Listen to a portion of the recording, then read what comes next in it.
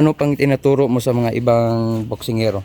Gagaya ng mga strength, condition yon. Siyempre, magsipag lang at saka kung may pangarap ka, dapat tuloy-tuloy lang. Yan lang. So, ngayon mga kaanga ay nandito tayo sa Elorde Boxing Gym. Kasama natin si Jubel. Yun, Jubel. Oh.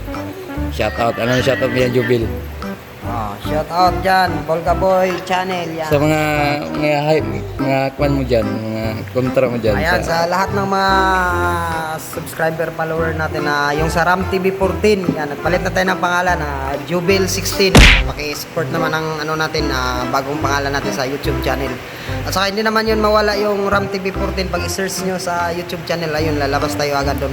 Pero nagpalit tayo ngayon mag-iisip tayo ng anong mga magagandang content.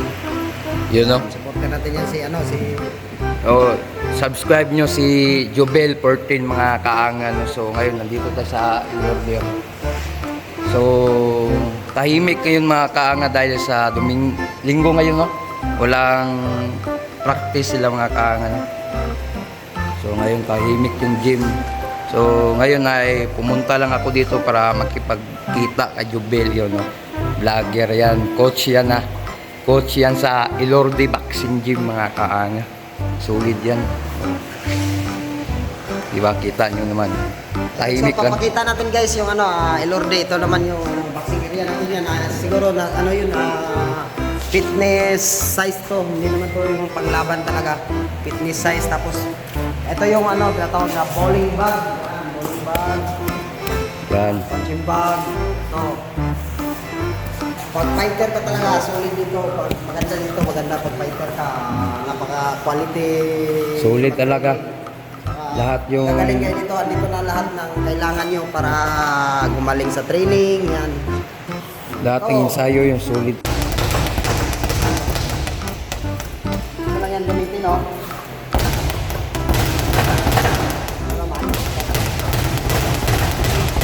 Yun o. Diba? Solid yung... Anong tawag nga dito? Speedball. Speedball.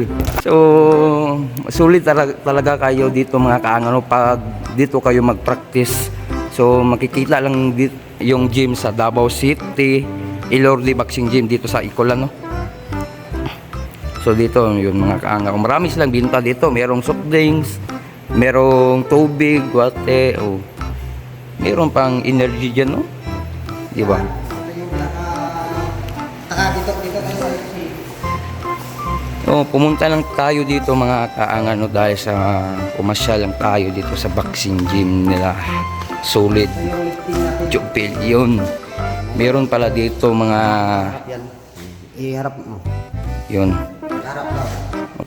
So, marami dito mga kaangano. Mga gamit sa pang-exercise talaga ba. So, ito. Solid din to mga kaangano. Mabigat ata to ba? Ilang kilo ata yun.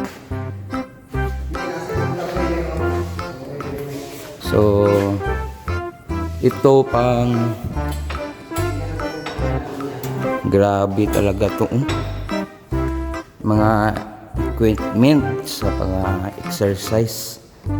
Dito kayo mag-exercise mga kaanga ay gaganda talaga yung katawan nyo dito dahil sa kumpleto yung mga gamit dito. Yun o, Coach Jubel. Coach Jubel. So, labas muna tayo mga kaanga dahil sa mainit talaga.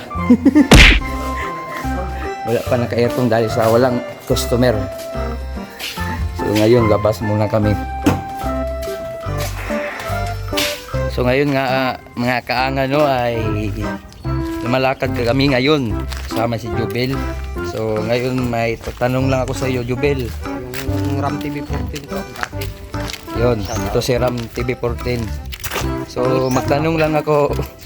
Mainit kasi, mainit oh. Tingnan niyo naman yung kuha natin.